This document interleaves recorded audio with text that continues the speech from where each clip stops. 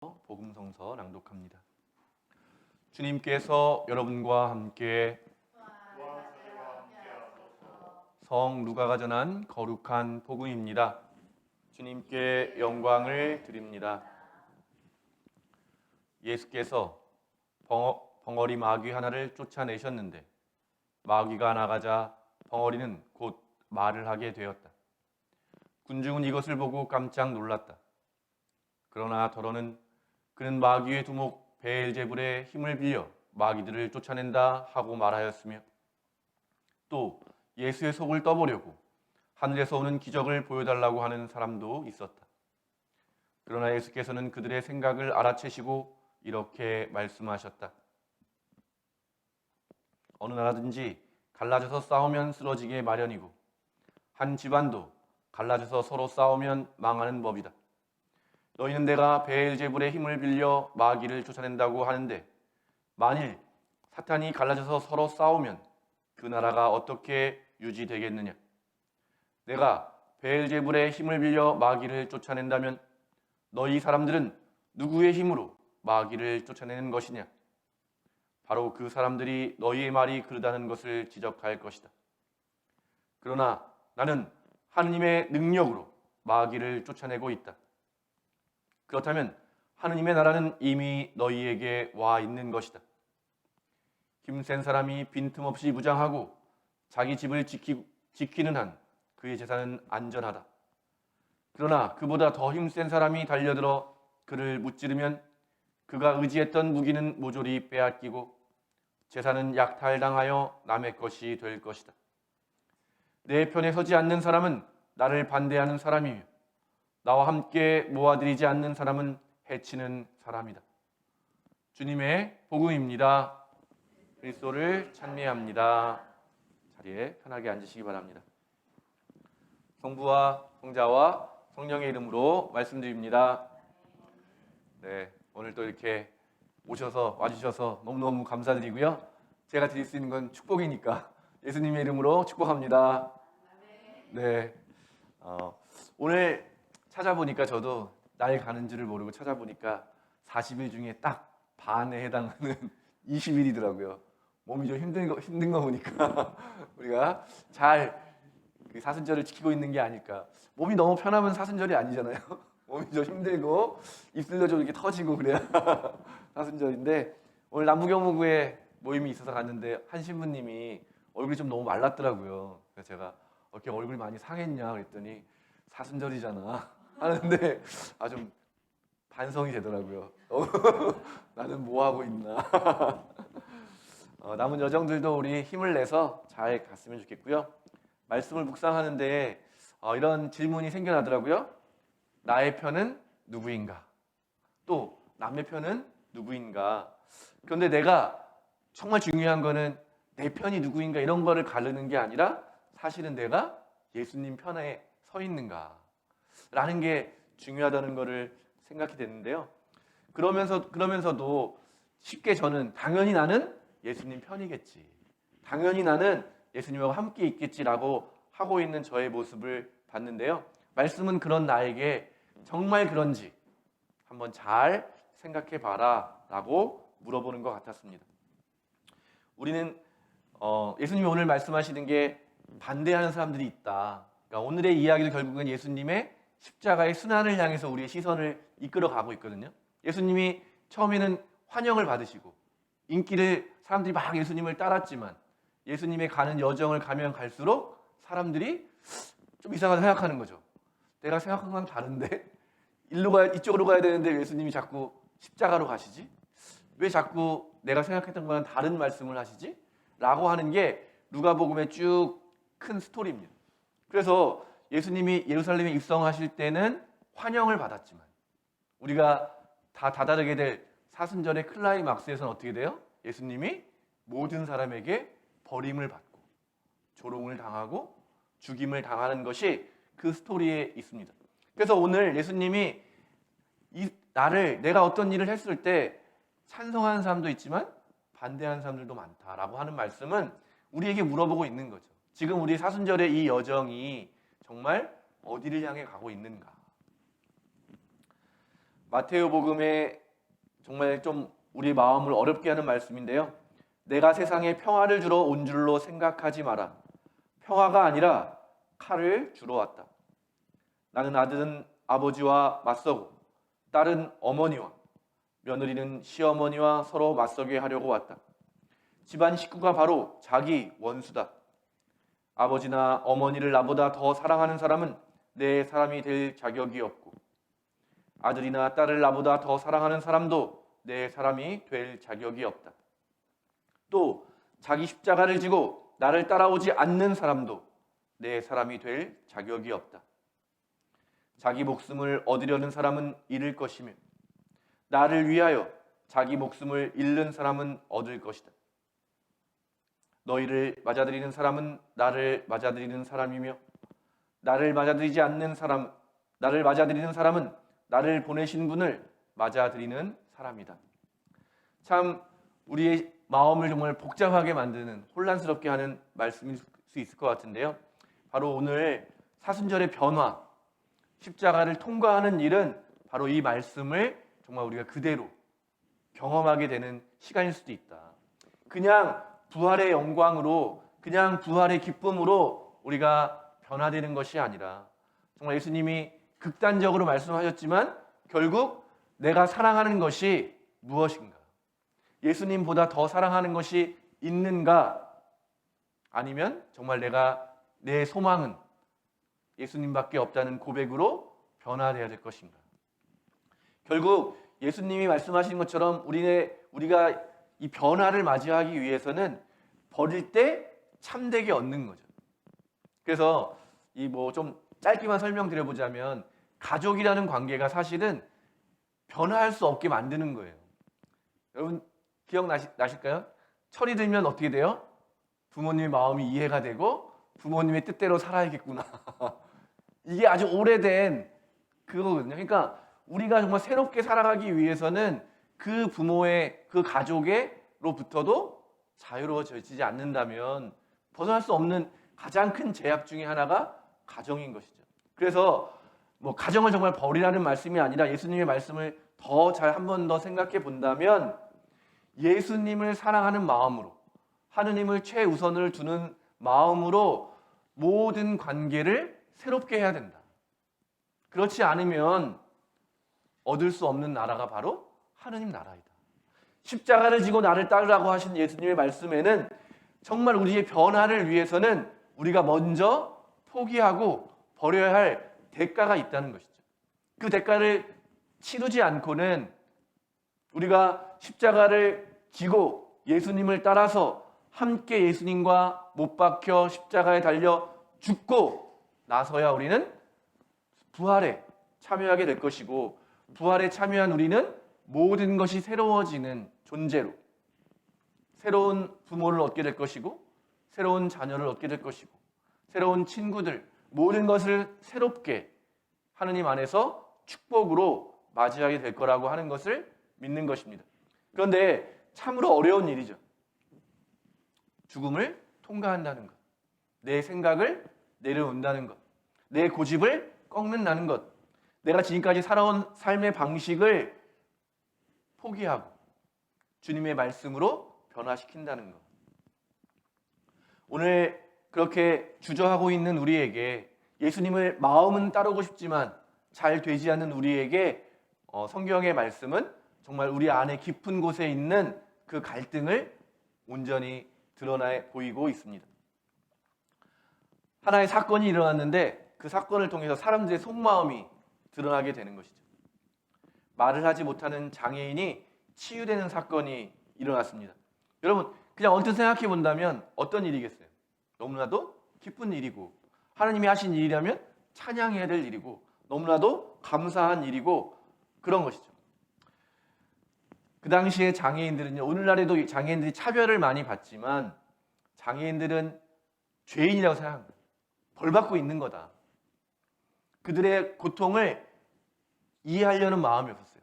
당연히 저 사람들은 죄를 지었기 때문에 그 죄로 인해서 고통당하고 있는 것이다. 그를 멀리 하려고 하죠. 가까이 가려고 하는 존재가 아닙니다.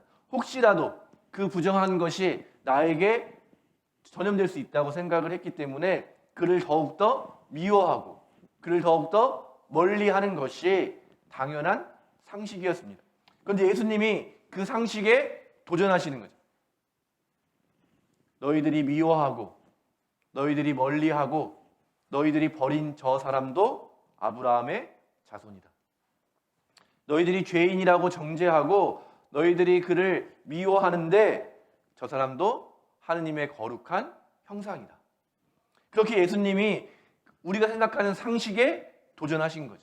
그래서 장애인이 치유되는 사건이 놀라운 하느님의 축복, 하느님의 우리의 삶에 어떤 마음인지를 보여주시는 사건인데 그것을 본 사람들이 어떤 마음이 드는 거예요?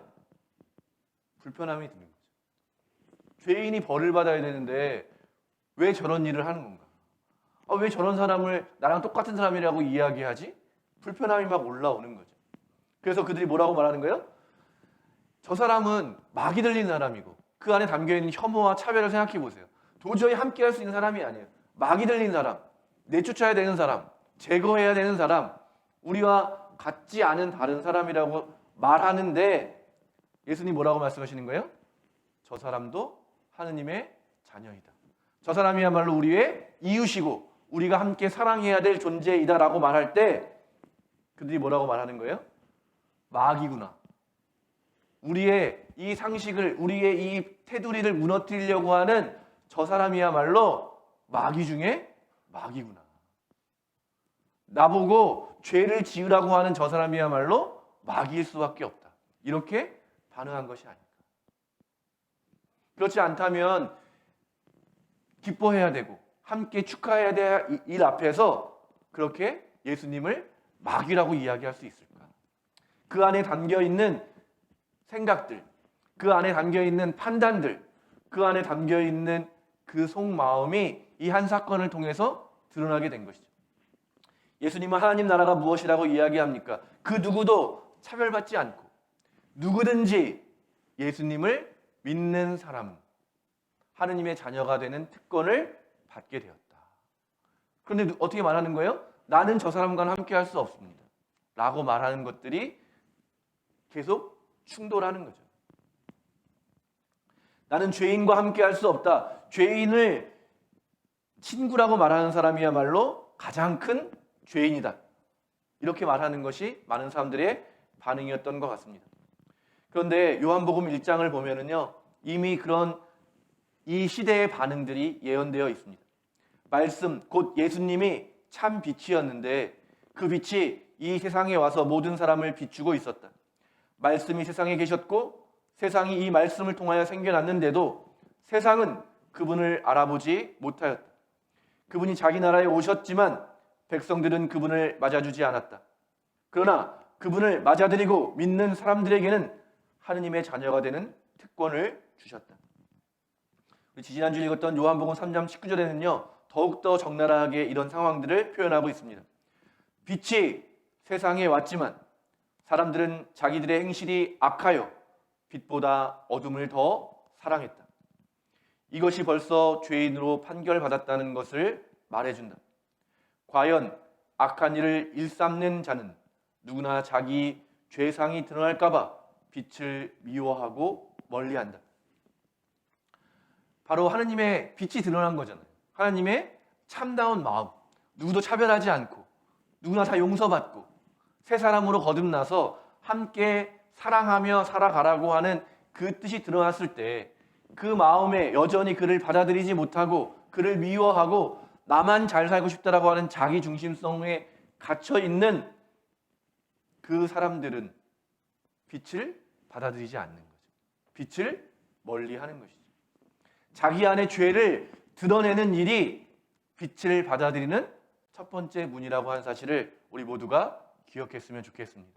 하나님 말씀 앞에서, 하나님의 기적 앞에서, 하나님의 뜻 앞에서 내 뜻이 충돌하게 될 때, 나의 어두움이 드러나게 될 때, 나의 부족함, 나의 미움, 나의 교만, 나의 무지, 나의 편견과 부족함이 판단하고 있고 다른 사람을 늘 사랑하지 못하고 늘 재고 있고 어떻게 하면 저 사람의 죄만 들춰보고 있는 그런 나의 시선이 하느님 앞에 드러나게 되었을 때 우리는 용서를 구하고 더 하나님의 빛을 향해 나아가야 되는데 많은 사람들은 그 죄를 숨기기 위해서 빛을 거절하고 어둠 속에 머무르는 길을 선택한다는 것입니다. 예수님은 그런 그들에게 그들의 죄를 끊임없이 고발하시는 거죠.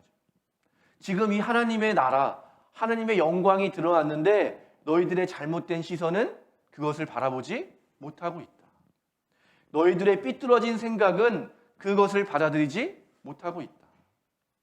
너희들의 잘못된 마음을 돌이키지 않는다면 빛은 더 이상 빛이 되지 못하고 빛이 우리를 비추면 빛이 되잖아요. 그런데 그걸 거절하게 되면 계속 어둠 속에 머물러 있는 것이죠. 누가복음 오늘 읽은 말씀의 뒷부분에 예수님께서 분명하게 이야기하십니다. 너희 안에 있는 빛이 어둠이 아닌지 잘 살펴보아라. 사순절 이 기간은 오늘 말씀처럼 우리 안에 있는 빛이라고 믿었던, 내 신앙이라고 믿었던, 내가 잘 살고 있는 삶의 모습이라고 생각했던 것들이 정말 빛인지, 아니면 여전히 내 안에 어둠이 있는데 그 어둠 때문에 예수님을 거절하고 있는 삶의 부분이 있는지를 잘 살펴보는 시간이어야 합니다. 그래서 우리 안에 어둠이 드러난다면 우린 두려워하게 되는데요. 그때 말씀의 약속을 붙드시기 바랍니다. 누구든지 자기의 죄를 고백하는 사람은 예수님의 십자가의 은혜로 용서받게 된다 라고 하시는 말씀을 믿고 우리 안의 어둠을, 우리 안의 연약함을, 우리 안의 실패를 주님께 내어드릴 때 어둠은 더 이상 어둠일 수 없고 빛으로 변화된다고 하는 사실을 믿는 것, 이 믿음에서 바로 우리는 죽음을 통과할 수 있는 그 여정의 첫걸음을 시작하게 될 것입니다. 살아가다 보면 그런 일이 있는 것 같아요. 제가 기도 훈련을 하고 기도를 배우면서 내가 왜 이거밖에 안 될까라는 생각을 참 많이 하게 됐거든요. 그런데 그 전에는 그거를 마주하는 힘이 없었던 것 같아요. 그냥 회피하고 그랬는데 기도하면서 하느님이 저한테 주시는 용기는 괜찮아. 실수할 수 있지. 괜찮아. 내가 있잖아. 괜찮아. 좀 더 같이 그거를 직면해 보자. 그러고 보니까 제 말들이 보이더라고요. 아, 내가 왜 그때 그런 말을 했을까? 내가 그때 왜 화가 났을까? 내가 왜 그때 짜증을 부렸을까? 내가 왜 그때 판단하고 있었을까? 그때 왜 내가 도망을 쳤을까? 수많은 나의 말과 행동들이 조금 더 보이더라고요. 아, 내가 사실은 내 안에 있는 어둠을 들키기 싫었던 거구나. 아, 내 안에 있는 그 편협함을 인정할 수 없었던 거구나. 내 안에 있는 두려움을 내가 해결하지 못하는 것이구나.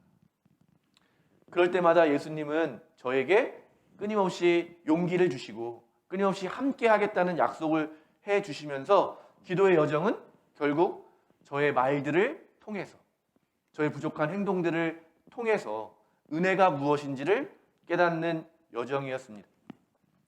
여러분, 최근에도 아마 여러분 그런 일들이 있으실 거예요. 왜 그랬을까 내가? 그때 한번 참았으면 됐을 텐데 그때 내가 왜 못 참았을까? 그런 말들도 좀 많이 있으실 것 같고요.